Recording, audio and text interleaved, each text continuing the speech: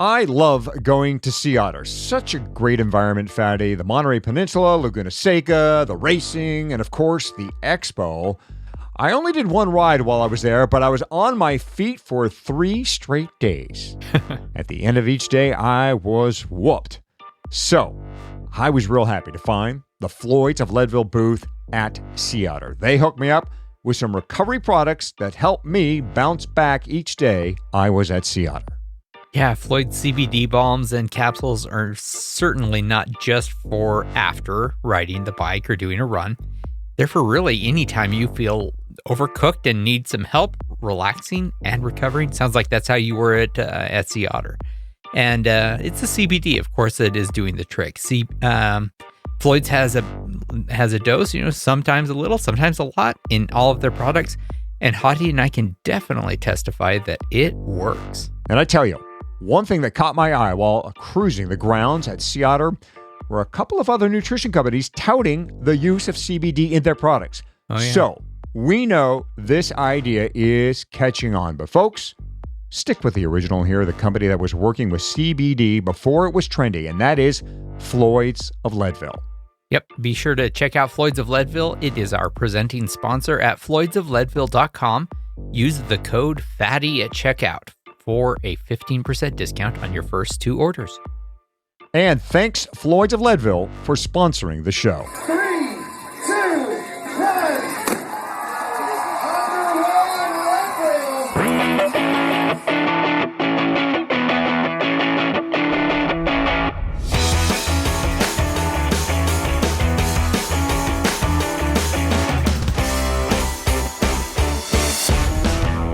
Leadville, the podcast for the 100-mile mountain bike race presented by Floyd's of Leadville. It is season 2, episode 10 of the show that breaks down, builds up, gets you ready, and freaks you out for the highest and hardest one-day mountain bike race in the country. I'm Michael Houghton, a.k.a. Hottie, and you know how I know I am Hottie? Because it is on the dozens of business cards I handed out at Sea Otter. And I'm Eldon Nelson, a.k.a. Fatty. It is a nickname that I've had for like 15, 20 years now. And I'm happy to use it on my blog and my podcast, but I've managed to keep it off business cards for the entirety of my life. Really? I mean, they don't call you Fatty at work? They do not. A couple of months ago, though, I will say that I was having lunch with one of the people on my team, and I was telling him a little bit about blogging and podcasting, and suddenly his eyes light up, and he goes, "You are Fatty of thefatcyclist.com?" And it took him a minute or two to resolve these 2 different realities that, he knows me from work. I'm an executive communications guy at Adobe. And the other guy, the blog he reads, that they were a single human being. But anyway, back to Sea Otter. I'm envious of you. I've never been to Sea Otter, but I enjoyed your Facebook posts, and I know you brought back a lot of good info and interviews we will trickle out on this show. But if you had to pick out one thing, Hottie, that stole the show, the thing that you keep thinking back to, what would you say that is? Well, it had to be the Niner MCR 9 RDO. This is a full suspension drop bar bike that Niner says is not a short travel mountain bike. But after seeing it and watching it in action, I wouldn't be surprised if some of our Leadville equipment mavericks would give this thing a go. Yeah, it was a hard to miss bike, even if you were not at Sea Otter. Everyone was talking about it. Everyone wanted a ride. Everyone wanted a picture and an explanation of who is it for? What does it do? Yeah, for sure. Myself included. But the idea of this bike, Fatty, actually showed up at Sea Otter a couple years ago. Niner, in its booth then, had dressed up its Rocket 9 RDO mountain bike with a set of drop bars, just kind of as a teaser. Yeah. Then last year, they had a plastic mock-up of the machine, and this year, a complete working bike. Full carbon, of course. It has 40 mil travel up front with the Fox AX fork and 50 mil rear. It uses Niner's CVA linkage. That's all over their full suspension mountain bikes as well. It'll clear 50s and 700C, 2.0s and 27.5, 3 bottle cage locations, dropper post routing, the works. Went on a group ride with Yuri Oswald, and he was on the MCR. Now, look, Yuri is a Niner rider, so he's obviously paid to talk nice about it, but he's also an honest guy, and he said the thing was a true performer.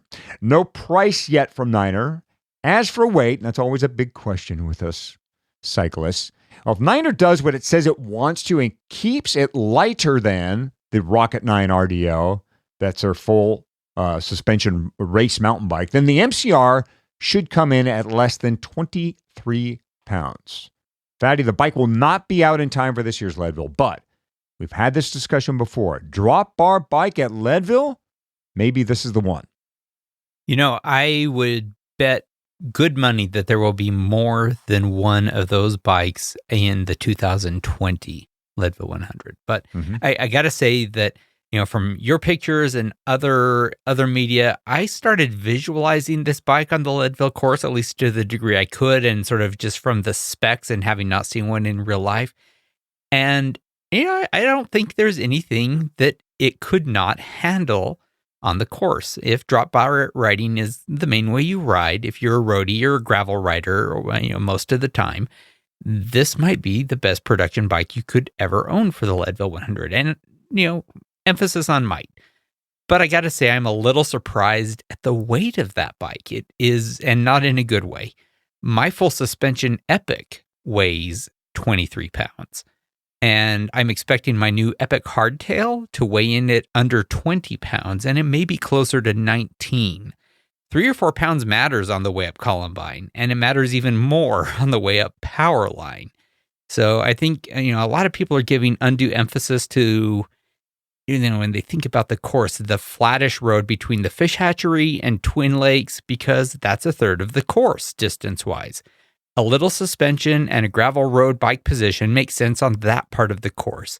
But the largest amount of time you spend during the Leadville 100 is climbing, and that is hard climbing. Keevans, Sugarloaf, Columbine, Powerline. That is where people crush or get crushed in the Leadville 100. Everything else is recovery between intervals. So the question for this bike, at least for me, is going to be, how does it feel when I stand up and row for half an hour?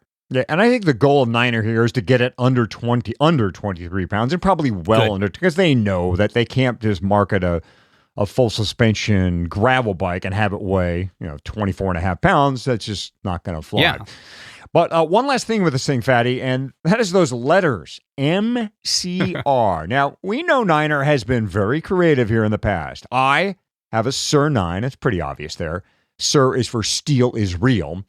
The EMD, which is a bike no longer in production, stood for Eat My Dust. The Ross, also a bike that doesn't exist anymore, was Rollover Shit.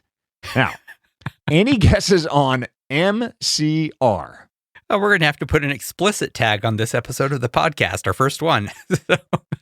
How about many choose red?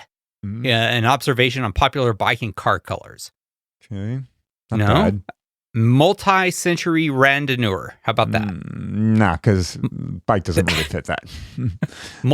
Mildly chunky rims. Well, sounds like more of a diss.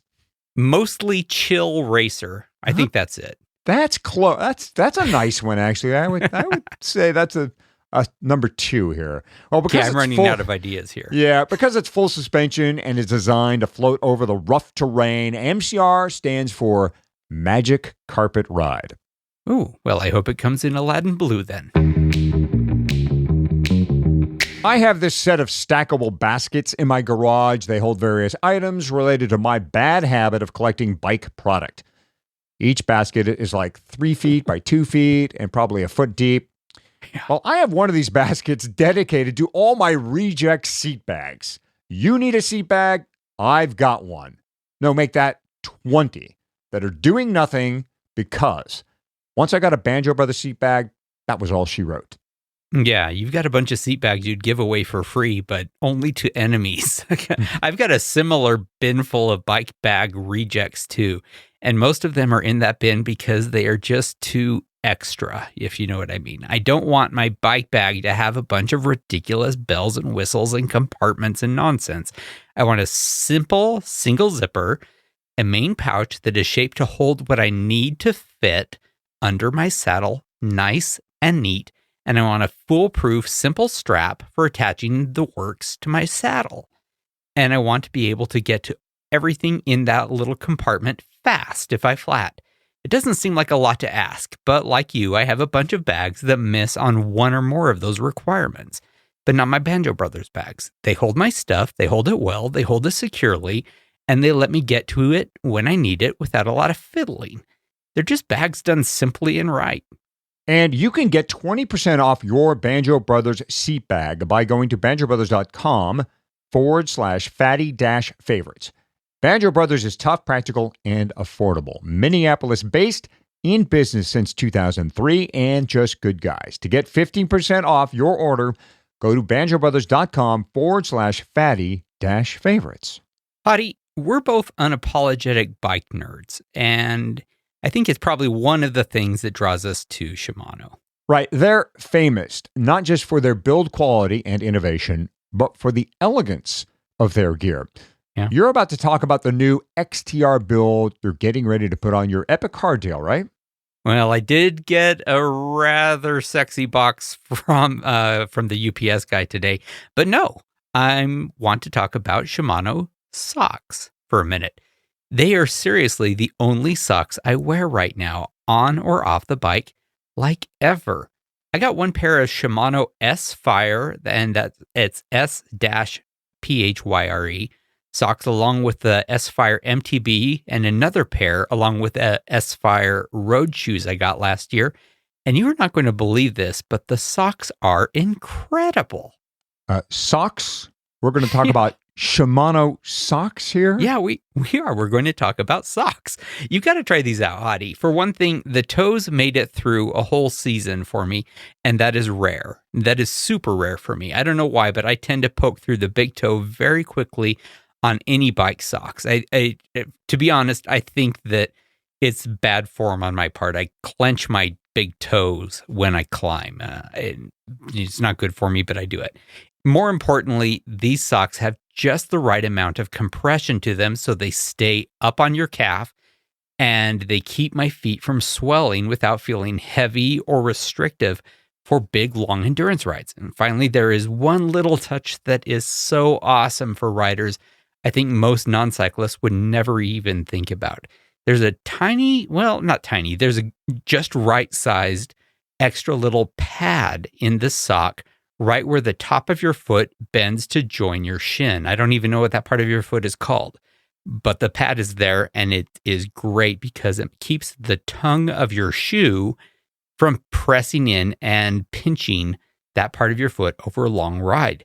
That place, I mean, it just aches after a long day clipped in, but not with these S-Fire socks.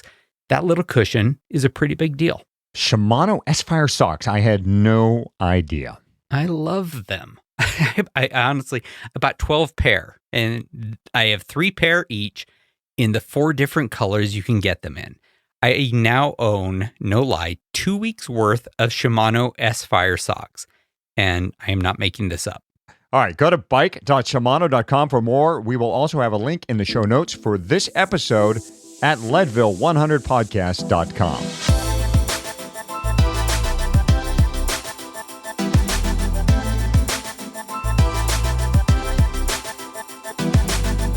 We've talked to some pretty amazing people on this podcast, but few can match our guest for this show. Fatty, have you ever talked to anyone like Larissa Connors? Not for this show or anywhere else, but I hope there are lots of women out there who are patterning themselves after her. She is a fierce and fast and fun cycling champion. She brings so much power and energy and joy to, honestly, as far as I can tell, everything she does. She has won Leadville twice. She has won the Belgium Waffle Ride twice. She is a high school algebra teacher with an unconventional approach to riding and training and living and winning. She's just an amazing person. Here we go, Leadville. You got to get a little louder than that. This is going to be our first overall female on the day. Coming in and crushing it today, Larissa Connors from Silverado, California. Larissa Connors, my first question for you should be right in your wheelhouse. It's a math question. Uh-oh. You won back-to-back Belgian waffle rides, and you're the back-to-back Leadville champion. You're also a math teacher. So have you ever tried to work out the probability of winning back-to-back BWRs and back-to-back LT100s? No, because both times I was convinced I was not going to win. All 4 times I was convinced I was not going to win. And if I went back this year, I would think the exact same thing. But you're a mathematician. Shouldn't you be more calculating? Well, working out the odds? Because when I'm scared, when I race out of fear, I go really fast. So I just like work myself up into this state of terrifiedness about my competition. And then the whole time I'm just panicking that they're going to catch me any minute. And that makes me go really, really hard. And that's why at the end of BWR every year, I ended up on the pavement, like just out, unable to move and almost sick from just pushing myself to the extreme. And same thing with, well, Leadville, I didn't push myself quite as hard because it's harder at altitude. But the whole time I was just, in my head, I was thinking, any minute I'm going to see the next girl on the horizon behind me and she's going to catch me. And the whole time I'm just riding as hard as I can because I'm terrified. So you look over your shoulder all the time. And I've been spending a lot of time reading your blog. Fantastic blog, by the way. It's larissaconnors.com. And you keep writing because your race recaps are amazing. But that really is one of the things you do is you are constantly considering that, that there is the race catching up to you all the time. You really are inspired by, I guess, fear, right? Yeah. I mean, it sounds like a weak strategy, but it works for me. And after a year of it working for me, I don't know, maybe if I had a sports psychologist, they would say, you need to find some new motivation. But I like racing out of fear. I love it because it's so normal. I mean, you are really, at least, I mean, physically, you are nothing at all like the rest of us. Mentally, you are very much like the rest of us. Oh, yeah, I'm like a normal person. Yeah. And also, it's just very natural, right?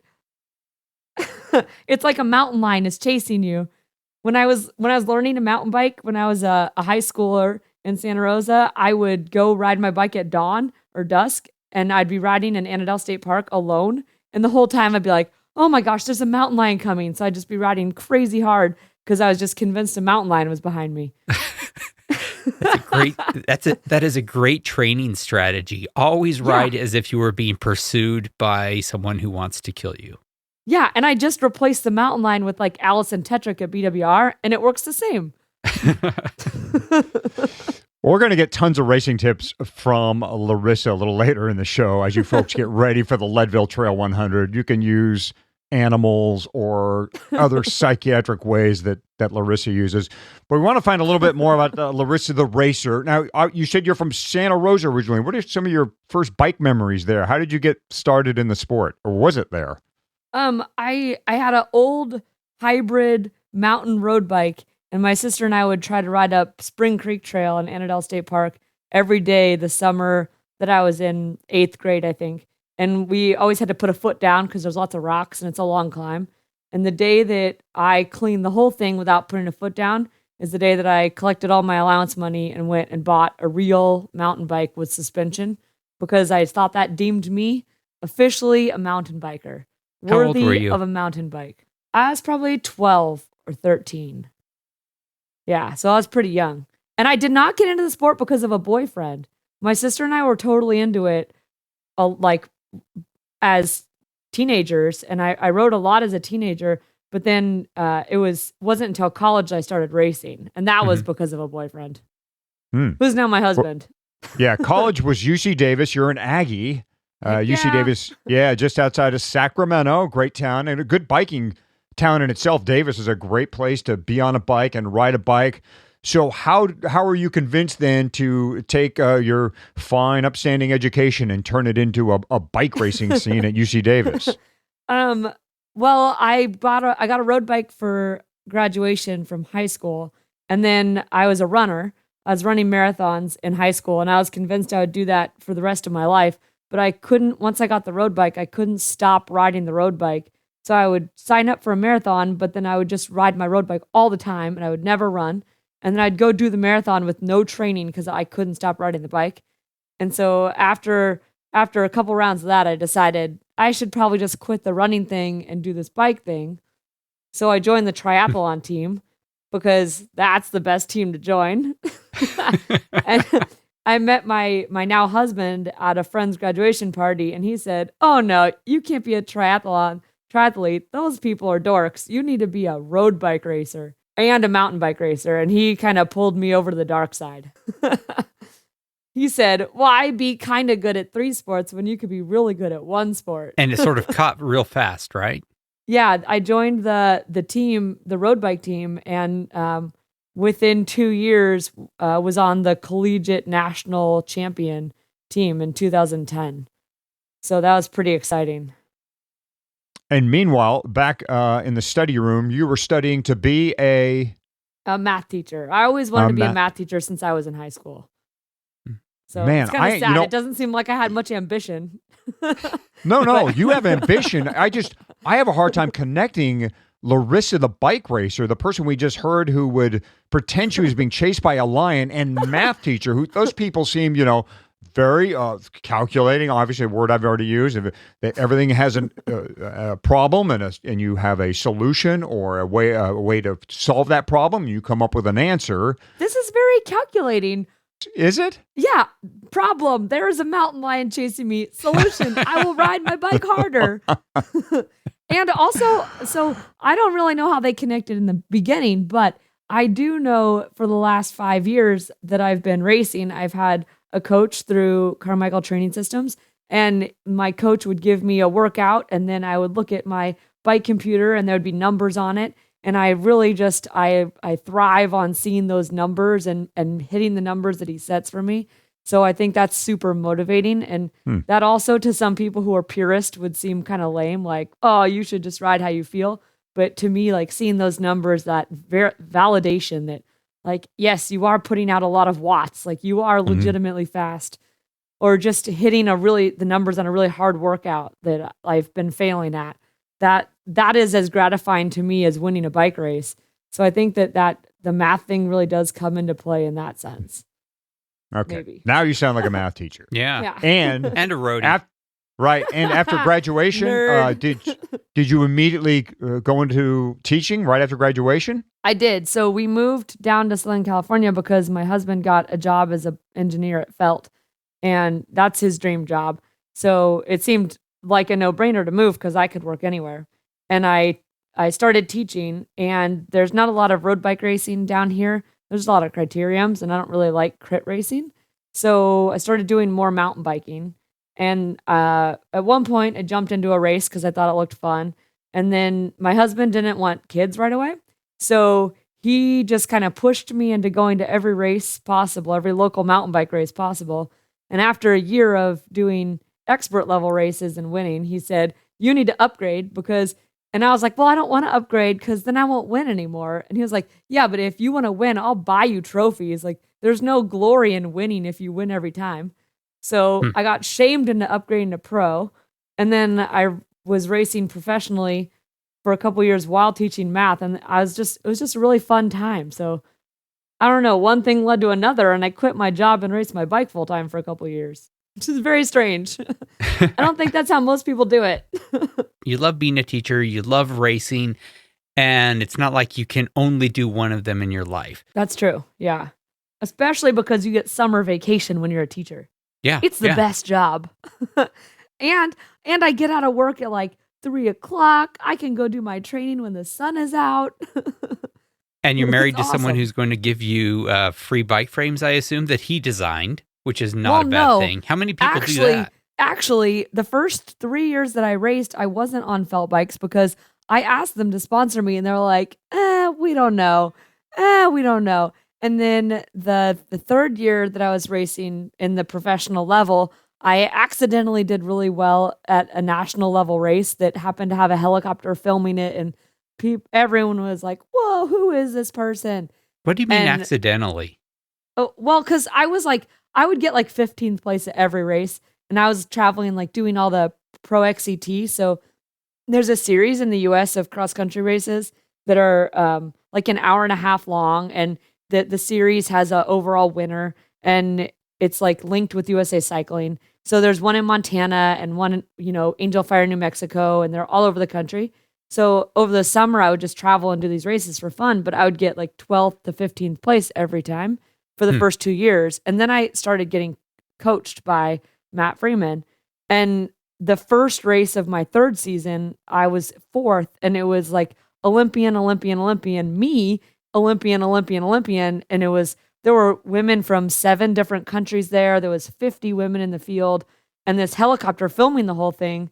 And the announcer was like, who is this person in fourth place? Like, we don't know this person. And everyone else there is like a world champion or Olympian. So, or national champion of all these different countries. So they're like, what is this girl doing? Like, how is she keeping up? And after that, I was like, hey, Phil, want to sponsor me? And the next year they're like, okay, you're good enough. So I had to work for it. I didn't just marry into this gig. So you're hitting the cross country scene really hard, and I imagine you showed up a lot of the U.S. Cup races here locally. Benelli that was must have one been of the on your races circuit. I was in with the helicopter. It was a U.S. Cup, the Benelli. Okay, cool. Yeah. So how does Leadville become a goal? Where does that come? How does that come into play? Right. So in 2015, I quit my teaching job to do cross country racing and to go do the World Cups in Europe and all that fun stuff. And I was on the Olympic long team in 2016. So it was like a really big year. I put everything I had into it, even though I didn't have very much experience. So I was kind of a long shot, but I figured why not go for broke? And then after 2016, there was some unfortunate drama with my team. And I ended up becoming disillusioned with cross country racing a little bit. And it just, a lot of really hard personal stuff went down. And then the way that I get away from my problems is by riding my bike. And so I would just go ride for hours and hours and hours, and was just doing these crazy long endurance rides and through the fall of 2016. And then my husband asked me at one point in the winter if I would race Leadville for Felt to launch the new version of the bike I was on, the Edict. And everyone had always told me that I should race Leadville because they thought I'd be good at it. But I always thought like, oh, I'll do that when I'm older, because you get better at endurance when you're older. And then in 2016, I think I was like 29 years old, and I was like, or 30 years old. And I was like, well, whatever, I'll do it. I'll give it a try. Like, I'm not racing cross country anymore. So I like riding really far, and now my coach will give me really long workouts. So that sounds great. Sign me up. And that's how that idea was born. It ended up being a really good idea. And they didn't end up launching the bike at Leadville. So I couldn't talk about it at all leading up to the race or even after the race, but it was awesome. It was the best thing that ever happened to me. I hate to use the word accidentally again here, but it's almost like that you're this accidental champion. Dude, so many accidents have happened in my life that are just unbelievable. Like getting rhabdo at Laruta, and then now I have a baby. Like, who gets this lucky? Okay, a lot to unpack in that sentence. Yeah. We'll get to that. Cliffhanger, yes. Or is that a teaser? Spoiler. Yeah, but is what it was. So you've lined it up at Leadville twice or 3 times? Only twice. Twice. So you are 2 for 2 at Leadville. Yeah. Yeah, and you won by 27 minutes both times. Oh, yeah. Uh-huh. Yeah. And the second time, I was really disappointed in myself. But the second time, I raced 500-mile races in the course of 6 weeks, Leadville being the 6th week. And wow. 500 mountain bike races, not road bike races. Yeah, so tell us what they were. So I did. If you can. Okay. Well, actually, this is a 6-race series. The first race I did was the Firecracker 50 in Breckenridge, which, even though it's only 50 miles, is all above 10,000 feet and is just insanely, like, tons of elevation. So I did Firecracker 50 on a Wednesday. That was 4th of July. And the following Saturday, 3 days later, I raced the Tatanka 100 in South Dakota.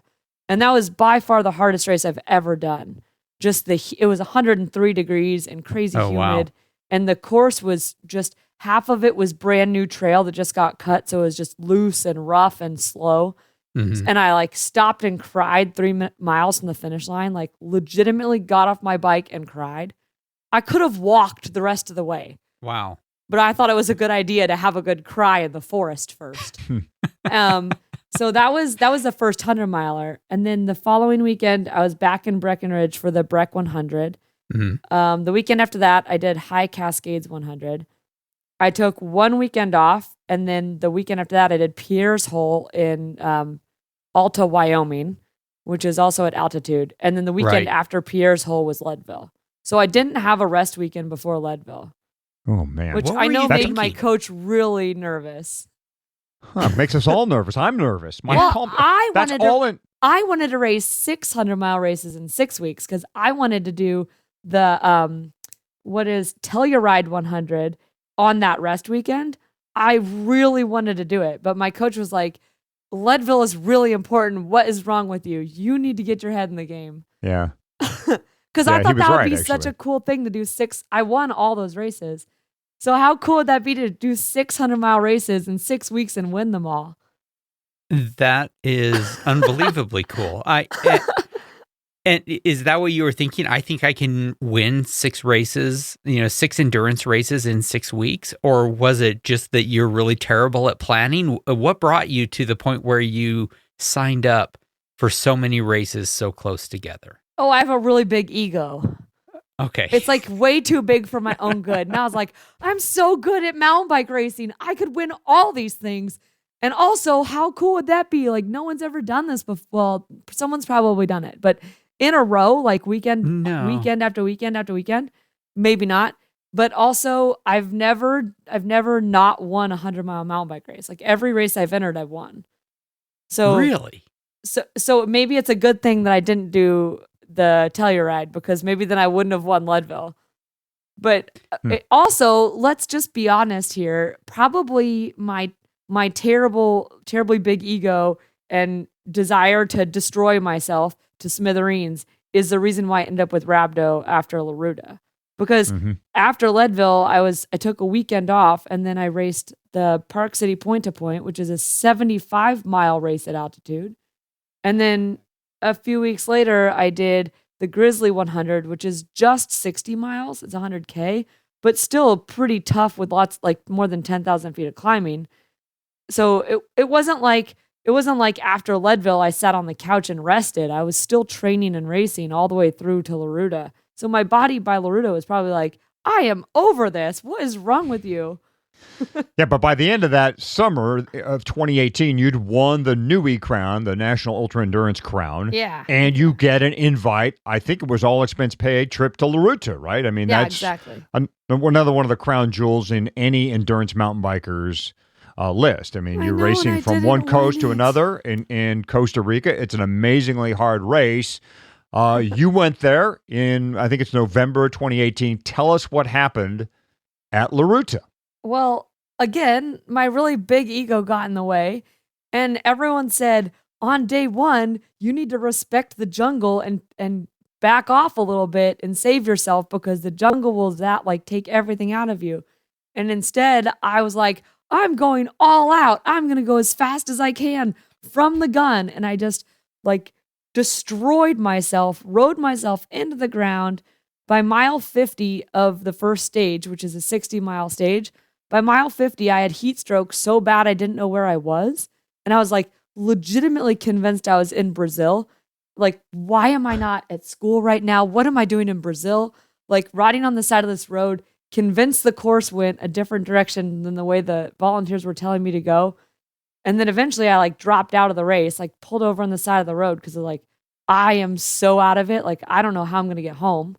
And then these volunteers convinced me, random people spectating, drove up in a white pickup truck and they're like, you got to keep going because you're winning. And I was like, yeah, I know I'm winning, but I don't know where I am. And they're like, it's only 10 miles. It's all downhill, which was a lie. And so I eventually got back on my bike and kept going. And I should not have been riding. I was out of my mind, with heat stroke. So I go down this crazy steep descent, end up doing a 3-mile climb at the end, which was not downhill. And I couldn't even hold myself upright. I just kept falling over and over again. I was just falling over for no reason. Finished that day in the lead. And then everyone said, oh, you're just sore. You'll be fine tomorrow. So I got on my bike the next day, even though the night of the first stage, I was peeing soda-colored pee, which is classic symptom of rhabdomyosis, which is deadly. And I kind of knew like, oh, I have rhabdo, but I didn't know how bad it was. So I got on my bike and rode 5,000 feet up this volcano before I was like, okay, this is really dangerous. You need to go to the hospital. And I found some people who spoke English who took me to a hospital and then proceeded to be in a hospital in Costa Rica with no cell phone and no Spanish speaking skills for 8 hours. And was it there they diagnosed you with, and I think is it Rhabdomyolysis, yeah, that one. Rhabdomyolysis, okay. Yeah, they diagnosed me there because they drew blood and there was a bunch of protein in my liver.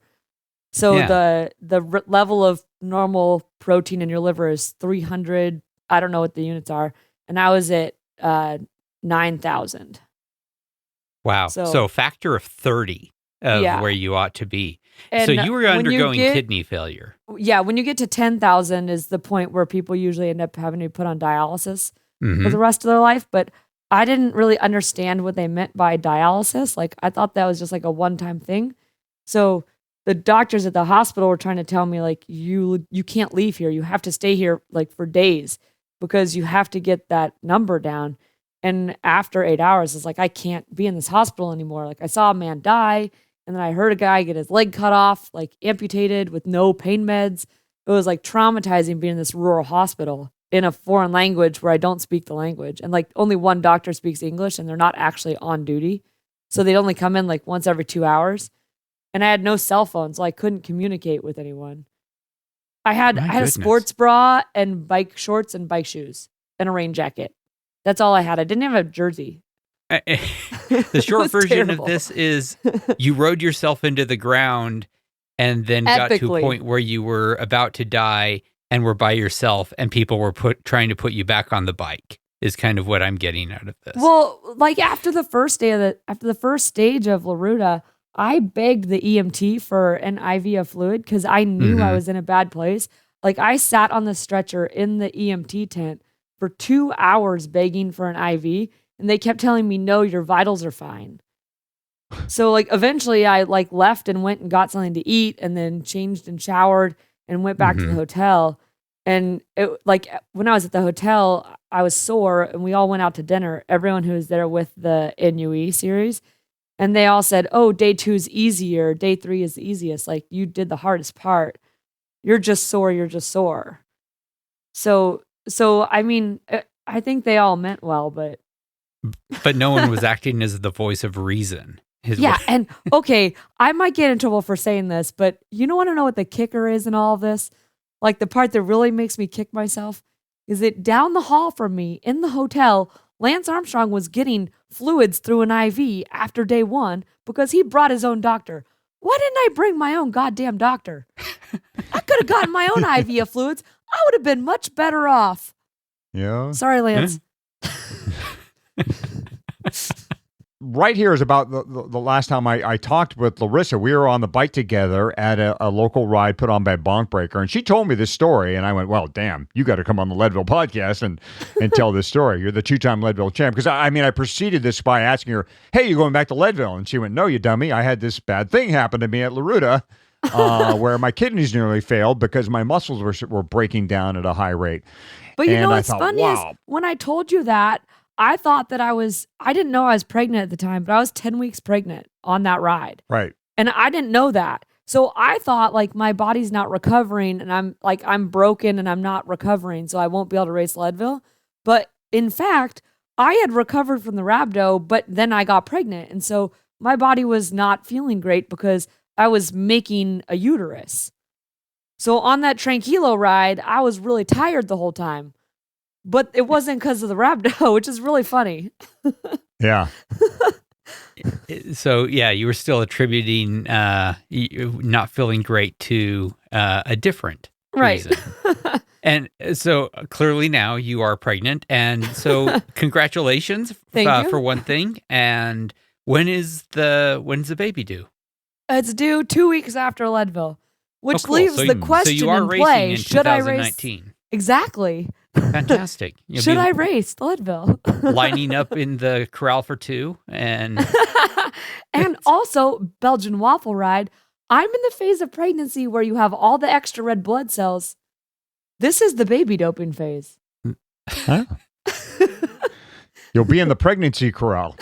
What do you think I'll win my category? Pregnant ladies? Hi. Yeah. You've never lost, from what I understand. So yes.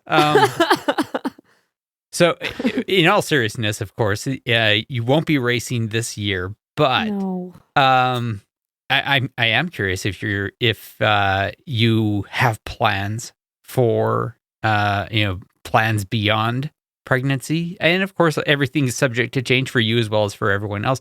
But after the baby is born, I have no idea. I haven't made any like concrete plans, or like I haven't thought about it too much, because I don't want to commit myself to something and then I just feel guilty. I've already abandoned my husband every summer for the last 4 years in a row.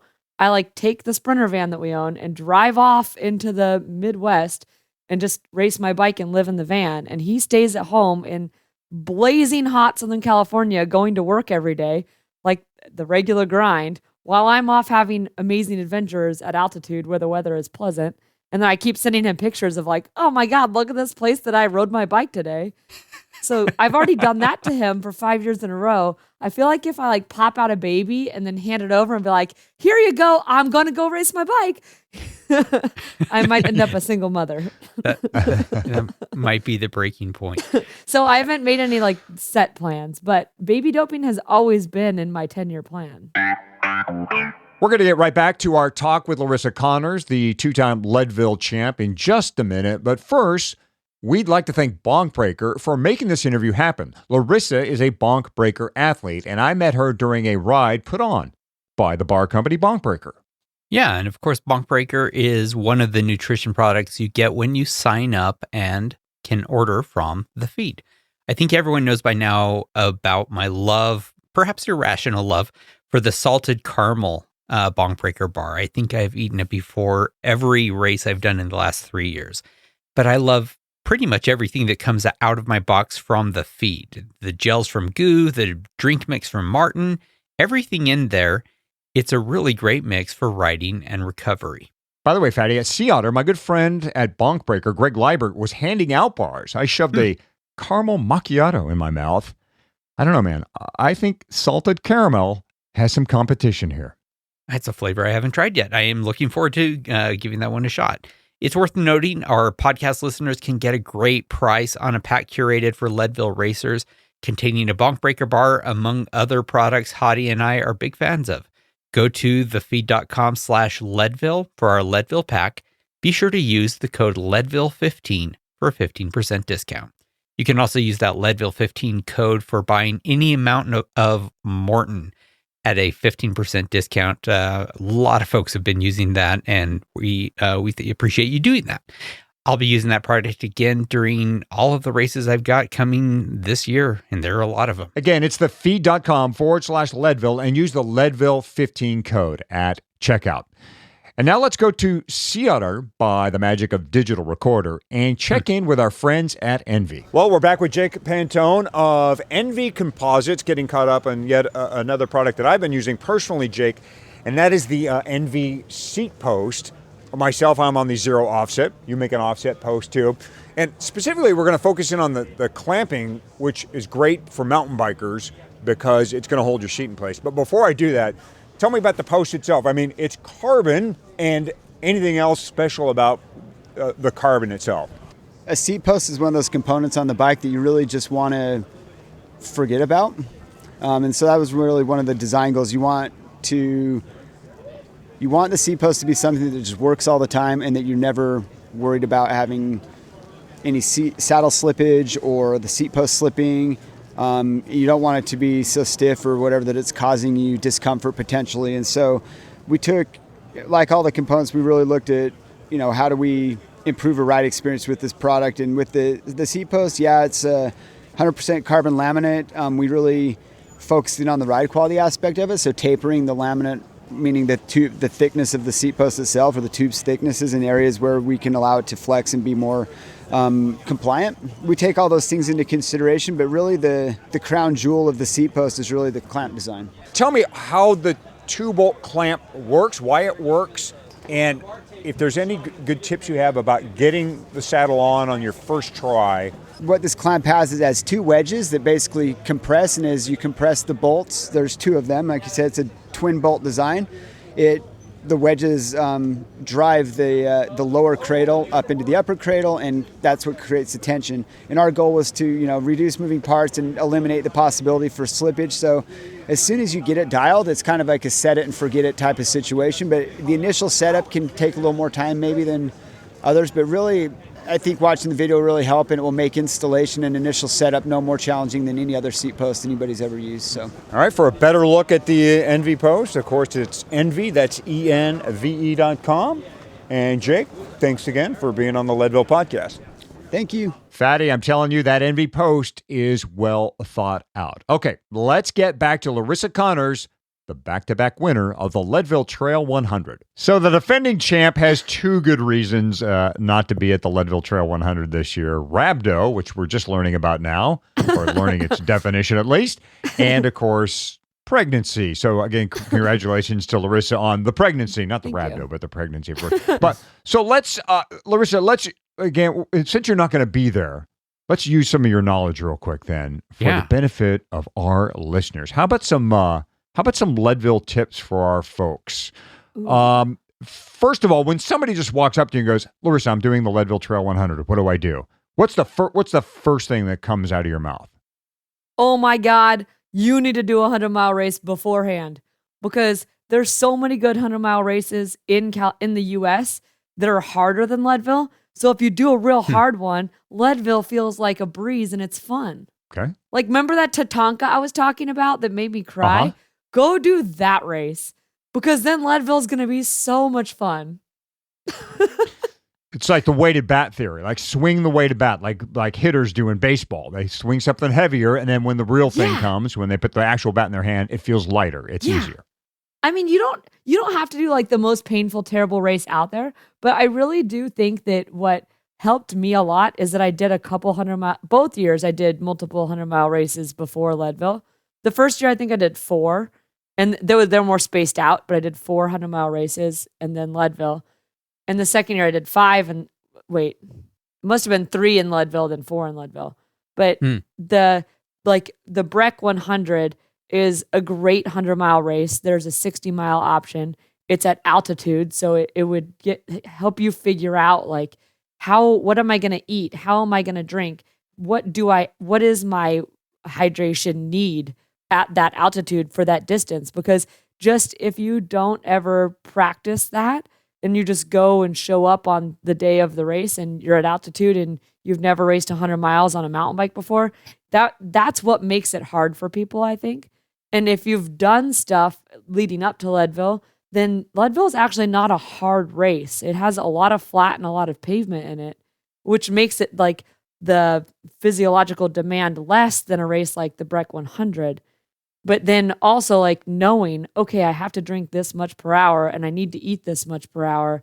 And if I eat gels for 2 hours, I'm going to feel sick. So I need to eat solid food first or whatever. I think that makes a huge difference.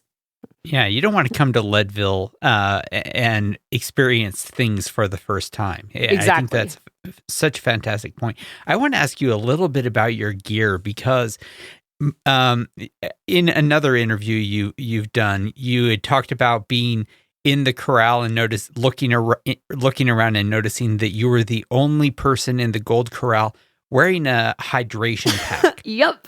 And I mean, when we said earlier that you really are a lot more like a normal person mentally, you're riding with gear that is perhaps a little bit more like what most of normal people might ride. Right. First, why were you riding with a hydration pack? And what would be the argument you would make for other riders to wear and use one of those in the Leadville 100? Good question. I know from all the 100-mile races I've done that I don't drink out of the bottle as often as I do when there's a tube right next to my mouth. And the first 2 hours of Leadville, you get caught up in like the excitement and the hype, and there's lots of people around you, and it's technical, and you're climbing, but you're excited. And so you don't drink. But if that tube is right there and you're drinking, the first 2 hours are really important for being hydrated. So if you don't drink at all or don't consume any calories for the first 2 hours, you're basically screwing yourself over. And for me personally, if I'm climbing, the first climb is Keevens. St. Keevens, yeah. If I'm climbing St. Keevens and there's 100 people around me and it's loose and rocky and sometimes people get off in front of you and you're like, no, I'm not going to drink because there's too much going on.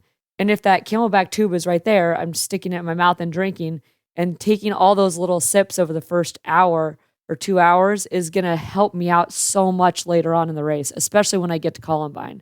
Because if you're already dehydrated by Columbine, you're screwed. Yeah. It's not going to be a fun day. Yep, for sure. And you can't make it up. You can't like drink 3 bottles at the base of Columbine and then be fine. It doesn't work like that. You have both times ridden a felt edict, which I believe your husband designed that frame, correct? Yep. Or was at least one of the designers on that frame? He was like the main engineer. That's so cool. Like his brainchild, like his second most proud achievement, it felt. That is so cool to be writing your spouse's design. But and he did a good job too, because it would suck if he did a bad job. And I was like, this is a great bike.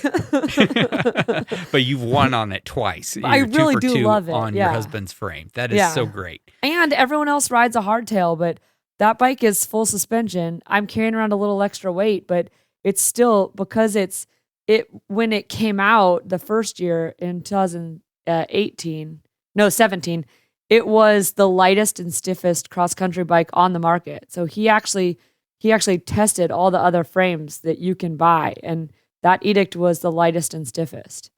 And that's what I wanted to talk about a little bit, because I don't know exactly how much you weigh, but looking at photos and so forth, I would guess that you race it probably less than 120 miles or 120 pounds, probably closer to 100, 110. No, 120. Yet you were, okay, good. Now I'm 150. Just kidding. I'm making that much fantastic. Weight. Give me a call the day that you cross and you're way more than me. That would just be a nice day for me. I kind of doubt you're going to get there. But anyway, back to the edict. So at your weight, you're riding a full suspension bike in the Leadville 100, where a lot of people talk like a full suspension bike just doesn't make sense in the Leadville 100. What's your argument for a full suspension mountain bike in this race, regardless of the weight you're at? Because you're definitely at a much lighter weight than what a lot of people who are riding hardtails are riding. Oh, right. Okay, also, let's just add that I had a KS Stropper post on my bike, which added even more weight because a rigid post is lighter. Sure. But so, that added a little bit more weight, not much. But I think, obviously, I like riding really long distances, and so the weight didn't bother me for the length of the race. But I think that I got the biggest advantage on my competition on the descents, because it's an out and back. So you get to the top of Columbine, you turn around, and then you see your competition on the way back down.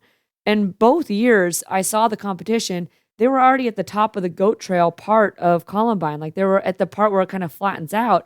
And both years I was like, holy crap, they're way closer than I want them to be. This is too close for comfort. Now I'm freaked out they're going to catch me. And I just pinned it downhill. And you can't ride on the smooth line when you're going down Columbine because all the people climbing are on the smooth side. Yep. So if you have full suspension and you can open up the suspension and just bomb those loose, chunky, bad lines, you're going to get so much more time than if you're on a hardtail and you have to be careful to not crash. And honestly, I was probably pushing the boundary of what's safe descending. But then the Sugarloaf descent after Powerline, I know I gained time. I looked at all the Strava segments and I gained time on my competition on the descents more than I did on the climbs. So that half an hour at the end was from being able to descend much faster, and I was able to descend that fast because I was on a full suspension bike. So you think oh, I'm going to save time climbing because my bike is light because I'm on a hardtail, but that only takes you so far. If everyone's on a hardtail, it's not really going to save you any time. But if you can out-descend them, that's free time.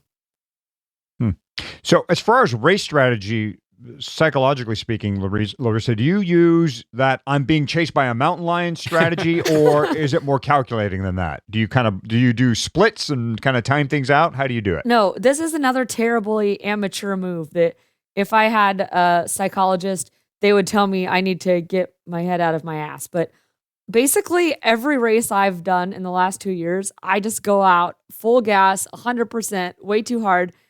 At some point, I blow up, and then I just pray to God that I have a big enough lead on my competition that even though I'm blown up, they won't catch me by the time I get to the finish line. And like, that's not a secret too, because I've talked about that in my blog. Like, all my competition knows that's how I race. So your race strategy is to have terrible strategy, but be freakishly fast and strong forever. That's not a strategy that works for most people, I want to say. I don't think so. I actually paced myself a little bit at the start of Leadville last year. So in 2018, I wanted to break my time from the first year, but I really wanted between 7 and 7:15 for a finish time.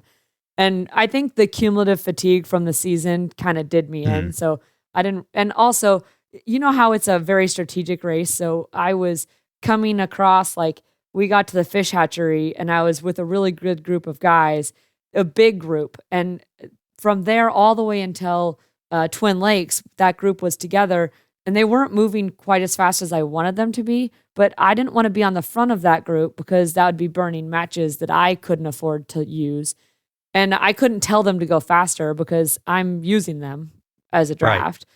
So, I mean, I was pulling too. I wasn't just sitting in, but all those things contributed to not having a faster time the second year than the first year. Because that group, if they'd gone faster, my time would have been faster probably. Is that something you figure out on the road as far as the guys you want to get with? Because obviously you're already out in front of the ladies you're competing against, so you're eyeballing the men there. Do you figure that out on the start line or as you guys climb Kevins? When do you figure out, hey, there's a group of guys I can hang with? It kind of like falls into place once you get up and over Kevins. Like Kevins is a total shit show. Everyone's trying to beat everyone. Everyone's going out too hard. And you're just like trying to stay upright, not get taken out by some crazy rando who started out way too fast.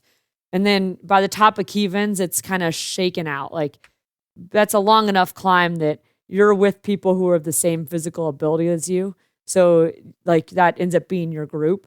And I've gotten really lucky the last 2 years in a row. I actually ended up just coincidentally with two guys from Southern California that I know pretty well. One of whom I ride with a lot, who calls me his mom. So that was really cool because they ended up being in the group that I was working with. But yeah, I don't think about it beforehand. I don't even think about who I want to be with because I know everything just has to play out the way it plays out. And you just kind of got to be patient and like have faith that you'll be with a good group. If you arrived at Leadville well rested, as opposed to in your fifth week of 100-mile racing, what do you think your hypothetical fastest Leadville time would be? I have no idea because all I know is being exhausted from overdoing it.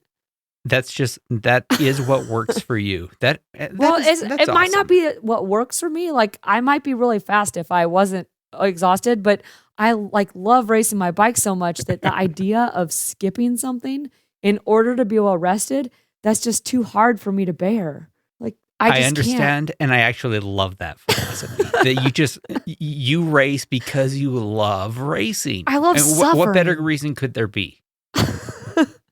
And like seeing new places and meeting new people and suffering and suffering and suffering. So, well, I guarantee you, Fatty and I will pontificate on this later in the show. Oh, for sure. You're a 7:31 Leadville athlete. He and I both know there's probably something much lower than that in you. I think if somebody could put the cuffs on you or lock your bike up once in a while and keep you off it and get you rested. So we'll the audience and Fatty and I will sit and we'll ruminate about that topic a little bit later. Back to fueling and hydration. So we know you get your hydration out of a Camelback. Are there calories in that Camelback, or do you get your calories out of your pocket? All of my calories are from the bonk breaker in my pocket because I don't like having to clean the tube of the Camelback. Like when it gets moldy and then it tastes like gasoline. I have had that experience one too many times. So I'm terrified of putting calories in there. There's okay. calories in my bottle. So this year I rode with the Bonk Breaker Hydration. There's like a pomegranate hydration mix they make that's really good. And then lots of the caramel macchiato flavored Bonk Breaker bars. And the peanut butter and jelly ones, that's like crack to me. They're so good. Salted caramel's my favorite. Oh, yeah, that one's good too. We don't need to fight. We don't need to fight. And the banana one is really good. But I like this summer I was on a big peanut butter and jelly kick. You know, you can warm those in the microwave and they get super soft. Ooh. Yeah, that's a good idea. Little secret, little Bonk Breaker secret there. Stop, you're making me hungry. This interview brought to you by Bonk Breaker. The nutrition of pregnant ladies everywhere. What do you imagine for yourself going forward? You know, not talking about when, but what kind of racing do you still want to do? I feel a little bit incomplete because I haven't raced Dirty Kansas yet. Agreed. But also just terrified of Dirty Kansas. Yes, agreed. But also one time I rode my bike from Silverado down to San Diego, up and over Palomar Mountain, down the backside, which is dirt, and then through Temecula, and then up and over Santiago Peak, which is the mountain range I live in. And that was 200 miles even. And I did this ride alone, and it had like 16,000 feet of climbing. Plus it was like half dirt, half pavement, and I was alone. And I was like, hey, that was 200 miles. I could do Dirty Kansas.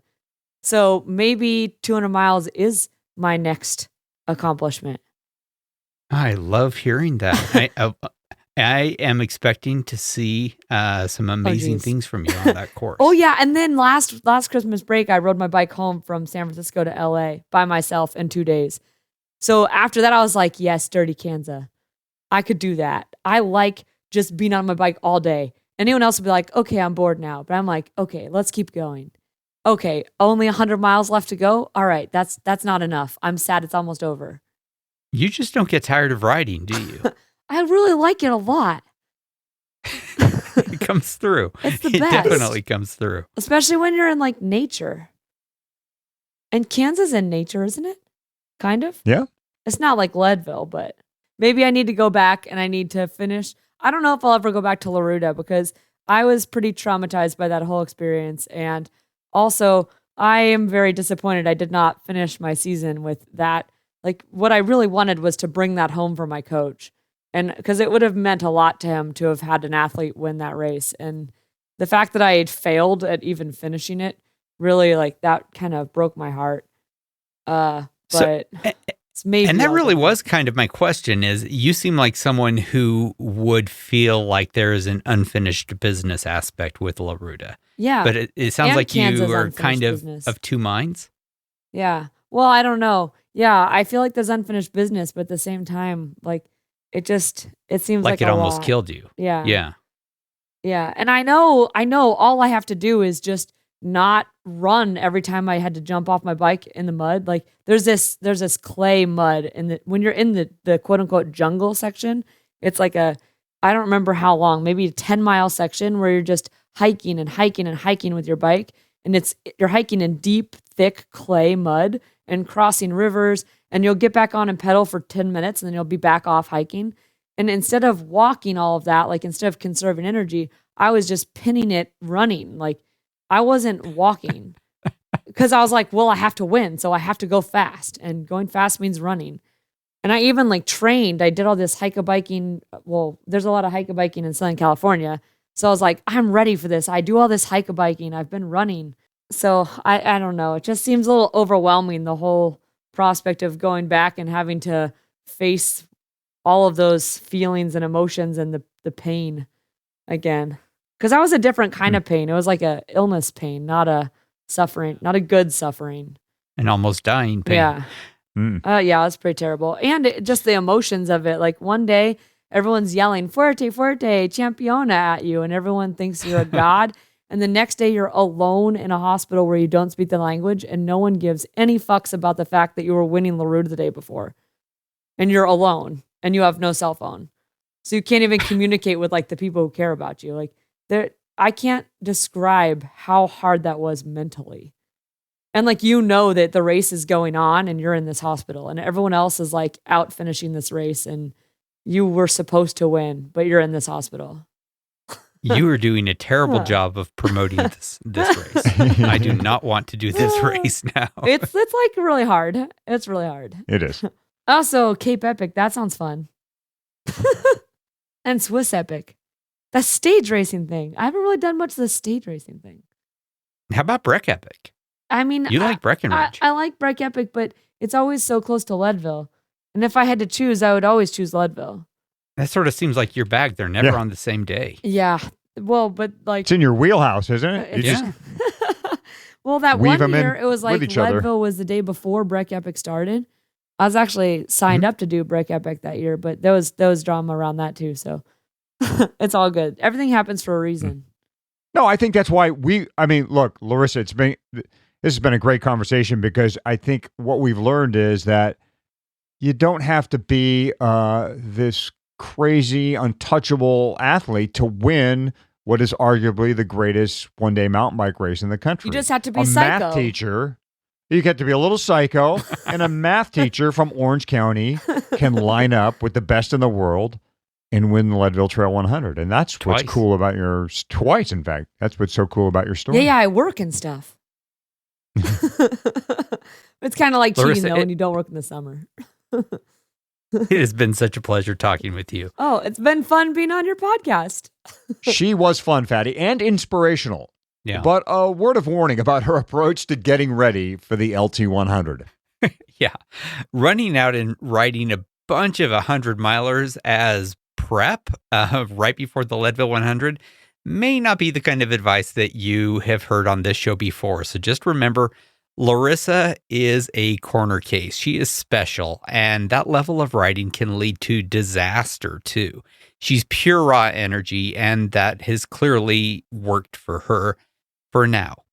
But you watch, she's going to be a mom soon, and I think the new constraints of being a parent are going to require her to be more selective about race priorities. To be honest, I think that might bring some dividends in the future. Hottie, I think that it's possible we haven't seen her fastest time at Leadville yet. Let's hope so. Good luck, Larissa, with motherhood, and we hope to see you back at the start line at the Leadville Trail 100. Let's wrap up Season 2, Episode 10 of the Leadville 100 podcast, presented by Floyd's of Leadville. If you like our little show, please give us a 5-star rating and review over at Apple Podcasts. You can also find us on Spotify if you happen to know how to find podcasts on Spotify. That's not an editorial now, is it? Also share it with your other cycling friends. And please support our sponsors. Let them know you appreciate them making this show possible. Meanwhile, if you have ideas or questions for us, head to the Leadville100podcast.com comment section and get in touch. Yeah, and follow us on Twitter. I am at Fat Cyclist. Hottie is at Michael Houghton. You can also find us on Facebook, where we are in the Leadville 100 MTB participants group. Lots of other folks asking and answering great questions, too. Got a question? Just DM us, and there's a great chance that we'll answer it right here. Good luck in your training. Thanks for listening, and we'll see you going up or coming down Columbine. Make some noise one more time for Larissa Connors.